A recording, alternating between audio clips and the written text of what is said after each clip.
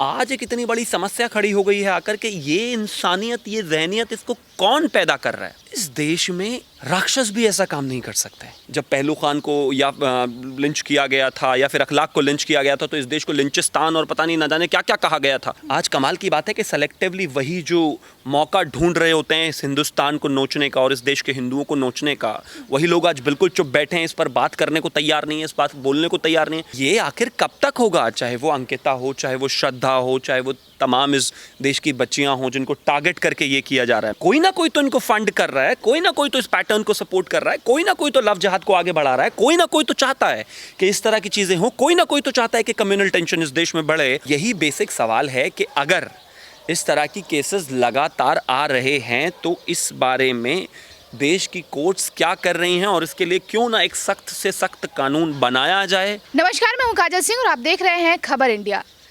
अब्दुल या फिर आफ्ताब में इतनी हिम्मत कहां से आती है कि पहले युवती को प्यार के झांसे में फंसाते हैं और उसके बाद उसके 35 टुकड़े कर देते हैं और फिर अलग अलग जगहों पर जंगलों में फेंक देते हैं। इसी खास मुद्दे पर बातचीत करने के लिए हमारे साथ शिवम त्यागी जी मौजूद हैं। हम उनसे बात करेंगे। सर, मुस्लिमों से प्यार का अंजाम बोले या फिर सज़ा मौत है क्या? मुझे लगता है कि इस देश को बहुत सीखने और समझने की ज़रूरत है। ये तमाम तरह के किस्से हो गए हैं। आप को एक बड़ी दुविधा हो गई है। एक अंकिता थी, उसने मना कर दिया तो उसको गोली से उड़ा दिया गया बीच सड़क पर। एक बच्ची थी जो अब थी, जिसका नाम श्रद्धा था, उसने हाँ कर दिया तो उसको काट कर 35 टुकड़ों में फेंक दिया गया। यहाँ पर लगातार इस देश में लव जिहाद को एक बहुत बड़े इशू पर लगातार बोला गया, कहा गया। 2014, 15, 16 के बाद से तो खास तौर पर कहा गया। केरला हाई कोर्ट ने भी इस बात पर टिप्पणी की थी और कहा था कि एक बहुत बड़ी समस्या है। तमाम तरह की चीज़ें रही, लेकिन इस देश में इस तरह की चीज़ों को लोग मान नहीं रहे थे, समझ नहीं रहे थे। लेकिन आज एक इतनी बड़ी समस्या खड़ी हो गई है आकर के ये इंसानियत, ये ज़हनियत, इसको कौन पैदा कर रहा है? आप एक चीज़ बताइए, आप किसी महिला से, किसी बेटी से, किसी बच्ची से प्यार करते हैं, उसके साथ लिव इन में रहते हैं। लिव इन में रहने के बाद आप रिलेशन में है, रिलेशन के बाद काफ़ी महीनों तक, सालों तक वो रिलेशन चलता है। उसके बाद वो आपको शादी के लिए दबाव बनाती है, तो आप क्या करते हैं कि सबसे पहले उसको देखते हैं कि एक फ़िल्म आई थी, मुझे उसका नाम याद नहीं आ रहा, उसको देखते हुए कैसे उसको बॉडी को ठिकाने लगाया जाए। पहले आप उसको गला दबाकर मार देते हैं, फिर उसके लिए आप फरसा लाते हैं, उसको 35 टुकड़ों में काटते हैं और काट के उसको फ्रिज में लगा देते हैं। हर रोज़ 2 बजे रात को उठकर आप एक टुकड़े को निकालते हैं और जो छतरपुर की साइड पर जंगल हैं दिल्ली में, उनमें जाकर आप रोज़ एक टुकड़ा फेंकते हैं। उसी दौरान आप डेटिंग साइट पर अपना एक नया डेटिंग ऐप डाउनलोड करते हैं और उसी दौरान एक और महिला मित्र को आप अपने कमरे पर लेकर आते हैं। इस देश में राक्षस भी ऐसा काम नहीं कर सकते। मतलब आप एक इंसान जिसको पहली बात तो आप प्यार का ढोंग रचाकर, धोखा देकर लेकर आए थे, फिर आप उसके साथ रहने लगे, लेकिन आपने उसको मार दिया। मारने का भी अलग लेवल ये होगा कि आपने उसको 35 टुकड़ों में काट दिया। उससे भी अगला लेवल ये हो गया कि आप उसको फ्रिज ऑर्डर करके फ्रिज में घर रख के एक एक टुकड़ा रोज़ाना बाहर ले जाकर फेंक रहे हैं। मुझे लगता है कि इस तरह की चीज़ें इस देश में तो कम से कम नहीं होनी चाहिए। और जो ये हुआ है, कई ऐसे रेयरेस्ट ऑफ रेयर केसेस पहले भी इस देश में हुए हैं, लेकिन अब ये मुझे लगता है इस पर सख्ती की, कानून की आवश्यकता है। और उससे भी ज़्यादा ज़रूरी चीज़ यहाँ पर ये है कि इसको एक एग्जाम्पल बनाया जाए केस को। ज़रूरी होगा कि आप इसको रेयरेस्ट ऑफ रेयर में बुक करके 1.5-2 महीने में इसका ट्रायल ख़त्म करके और एग्जाम्पल सेट करें। कब तक इस देश के सुप्रीम कोर्ट महीनों सिर्फ इस बात पर बहस करते रहेंगे कि हिजाब होना चाहिए कि नहीं होना चाहिए? हिजाब होगा नहीं होगा वो एक बात का विषय हो सकता है, लेकिन यहाँ पर एक बच्ची को काट दिया गया, 35 टुकड़ों में अलग अलग कर दिया गया और ये जहनियत सामने निकल कर आई है। मुझे लगता है बहुत कुछ करने की आवश्यकता है। लेकिन क्या ये लिव इन रिलेशनशिप था या फिर लव जिहाद, जिस तरह से 35 टुकड़े किए गए युवती के? मैं मानता हूँ कि ये लव जिहाद का क्लासिक केस है, इसमें कहीं कोई दो राय नहीं है। आप मुझे एक चीज़ बताइए कि आप लिव इन रिलेशनशिप में हैं, आप वर्कआउट नहीं कर पा रहे हैं, आप नहीं रह पा रहे हैं। पहली बात तो कि सुप्रीम कोर्ट ने उसको जैसे मान्यता दी, तो अगर आप नहीं पा रहे हैं तो आप उससे वॉक ऑफ कर सकते हैं, निकल सकते हैं, आप जा सकते हैं, छोड़ सकते हैं। तमाम तरह की ऐसी चीज़ें हो सकती हैं, लेकिन नहीं पर्पसफुली। ये तो लगातार कई सारे केसेस की फाइंडिंग्स में आए हैं कि ख़ास तौर पर एक तबका, ख़ास तौर पर एक मुस्लिम समाज का जो तबका है, वो हिंदू धर्म की महिलाओं को इस तरीके से फंसा के और ये सारी चीज़ें कर रहे हैं। तो अगर ये आज हो रहा है तो इसको मुझे लगता है देश में काम करने की आवश्यकता है।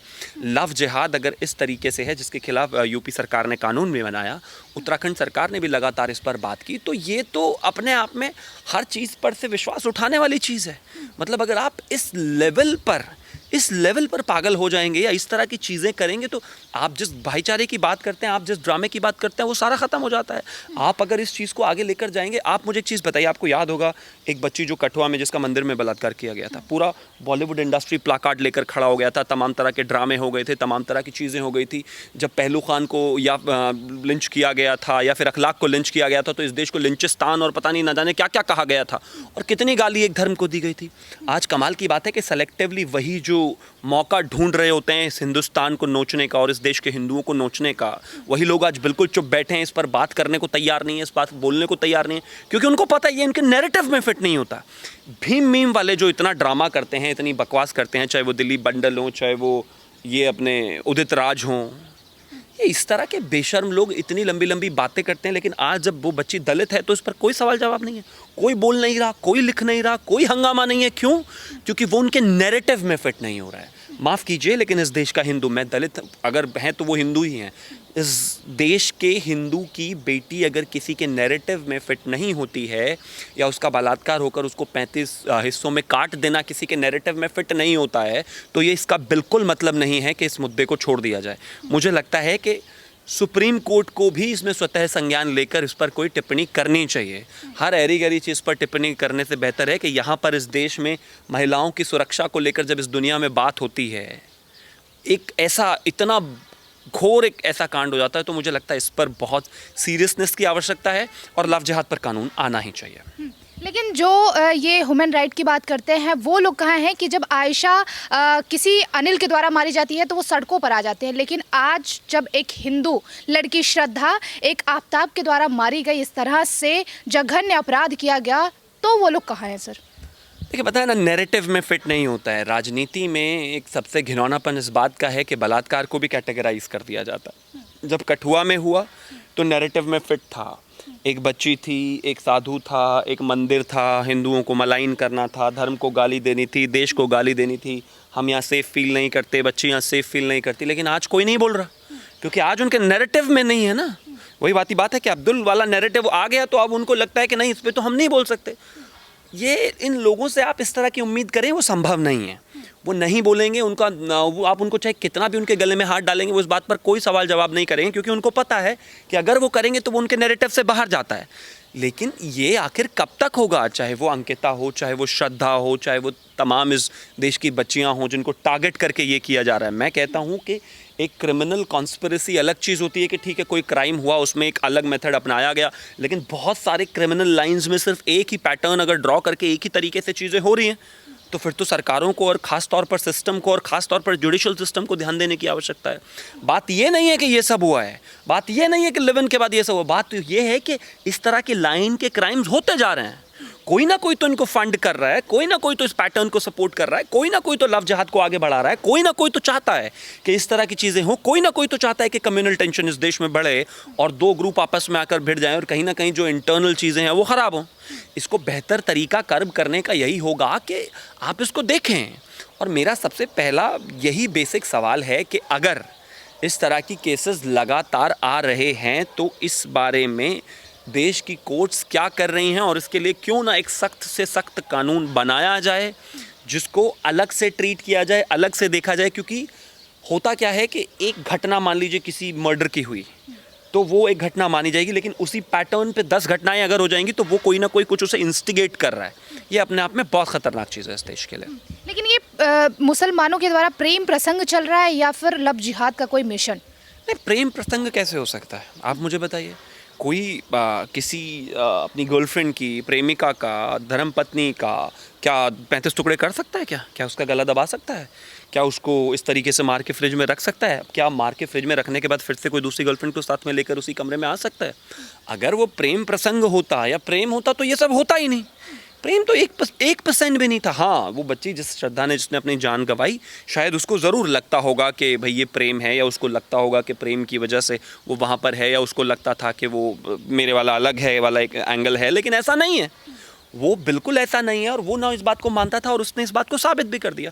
और अभी कहीं मैं शायद उसका एक बाइट भी देख रहा था, मुझे नहीं लगता उसको कि बहुत ज़्यादा पछतावा है। अच्छा खासा इंग्लिश बोलने वाला लड़का, अच्छा खासा एजुकेशन लेने के बाद ये सब अगर कर रहा है तो मानसिकता में प्रॉब्लम है। उस डीएनए में देखने की आवश्यकता है कि वहाँ इस तरह की चीज़ें क्यों हो रही हैं और इसको सुधार करने की ज़रूरत है, क्योंकि प्रेम और ये सब चीज़ें तो यहाँ पर कम से कम नहीं हैं। लास्ट सवाल कि अब ये घटना देखने के बाद आप इस बात का कितना समर्थन करेंगे और हिंदू लड़कियों को आप क्या कहना चाहेंगे कि मेरा अब्दुल ऐसा नहीं है? मुझे लगता है इस तरह की चीज़ें नहीं हैं, जांचें परखें ये बहुत आवश्यक है। जहाँ तक बात है तमाम चीज़ों के बाद अगर इस तरह की बातें निकल कर आ रही हैं तो देश को सतर्क रहने की ज़रूरत है, बेटियों को भी सतर्क रहने की ज़रूरत है, उनको भी कहीं ना कहीं इस तरह की चीज़ें ध्यान करने की ज़रूरत है। जितना मुझे इस केस में बताया गया, जितना मैं इस केस में पढ़ा, तो यही था कि माता पिता के विरुद्ध जाकर उस लड़की ने जो है लिव इन शुरू किया, या तमाम तरह की चीज़ें हैं।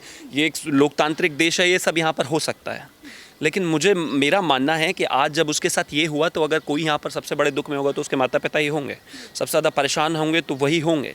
सबसे ज़्यादा दर्द जो आपको, बेटी को या किसी को भी 18, 20, 25 साल तक माँ बाप पढ़ाते हैं, लिखाते हैं, प्यार करते हैं, उसको संस्कार देते हैं, चीज़ें देते हैं, उसके ऊपर एजुकेशन के खर्च करते हैं और तमाम तरह की चीज़ें रखते हैं। जब उनके सामने कोई इस तरह का प्रसंग आता है तो यकीन मानिए कि उनसे ज़्यादा बुरा हाल किसी का शायद नहीं होता है। और इस तरह की चीज़ें कभी भी इस देश में कम से कम बढ़ावा नहीं दिया जाना चाहिए। हम अगर इस पर काम नहीं करेंगे तो मुझे लगता है कि बहुत ज़्यादा देर हो जाएगी और ये केसेस और ज़्यादा बढ़ेंगे। मुझे लगता है एक सतर्कता भी बेहद आवश्यक है, क्योंकि आप सिर्फ ये कहें कि सरकार सारी चीज़ें कर ले, लगभग संभव नहीं है। खुद से भी आंखें खुली रखने की ज़रूरत है। अगर कोई गलत मोटिव के साथ आपको परस्यू कर रहा है, गलत एजेंडा के साथ आपको परस्यू कर रहा है, तो आपको इस चीज़ को भी देखने की आवश्यकता है।